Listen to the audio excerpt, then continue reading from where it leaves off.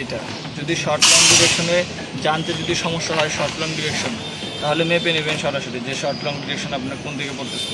ঠিক আছে, যেহেতু দেওয়া আছে মোটামুটি দেখা যায় যে এটা হচ্ছে শর্ট ডিরেকশন, এটা হচ্ছে লং ডিরেকশন। তো শর্ট ডিরেকশন বরাবর রডগুলো কি আগে পড়তেছে, আগে পড়বে। তো এটা হচ্ছে কি স্পেসিংয়ে পড়বে, এটা তো অনেকগুলো স্পেসিং দেওয়া থাকে না, আমরা তো আগে পড়ছি তাই না, স্পেসিং দেওয়া থাকে দেওয়া থাকে।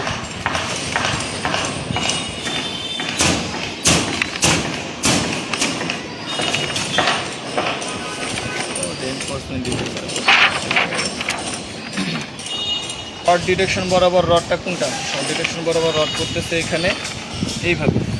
শর্ট ডিরেকশন বরাবর যদি এইভাবে যদি রড যদি পড়ে, আমরা স্প্যানে দাঁড়িয়ে আছি, কোন স্প্যানটা, এই স্প্যানটা তাই না। তো এই স্প্যান বরাবর এই বেসিসটা কি দেখাচ্ছে বি, বি এটা আগে বলছি, বিতে কী বলছে 10 mm rod 6.5 inch center to center alternate crank, মানে সবগুলা কি 6.5 ইঞ্চি পর পর বসায় যাবে। ক্র্যাঙ্ক করার আগে দরকার নেই, আগে কী করবেন 6.5 ইঞ্চি পর পর বসায় যাবেন, একটার পরে একটা দূরত্ব হবে 6.5 ইঞ্চি পর পর। তারপরে আসেন হচ্ছে আপনার ইয়ের ক্ষেত্রে, বাইন্ডারের ক্ষেত্রে, বাকি লং ডিরেকশনের ক্ষেত্রে। লং ডিরেকশনের রডটা কীভাবে দেওয়া আছে এইভাবে, প্ল্যান কোনটা এটা তাই না। তো এই বেসিসটা কী বলছে এ বেসিস না, পুরোটা কি এ বেসিস। এতে যদি যাই 10 mm rod 6 inch center to center alternate crank, আবার এইগুলা বসবে কীভাবে 6 ইঞ্চি পর পর, এটা 6.5 ইঞ্চি পর পর বসে গেল, আর এটা হচ্ছে 6 ইঞ্চি পর পর বসে যাবে। তো 6 ইঞ্চি পর পর যদি বসে তারপরে আমাকে ক্র্যাঙ্ক বানাইতে হবে তাই না।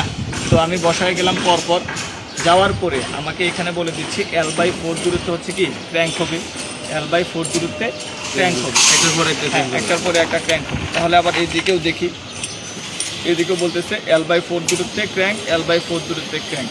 তাহলে ক্র্যাঙ্ক করার সময় আমি আগেও বলছিলাম যে প্রথমত ক্র্যাঙ্ক শুরু হবে কোন জায়গা থেকে এবং ক্র্যাঙ্ক করা শুরু হবে শেষ হবে কোন জায়গা থেকে।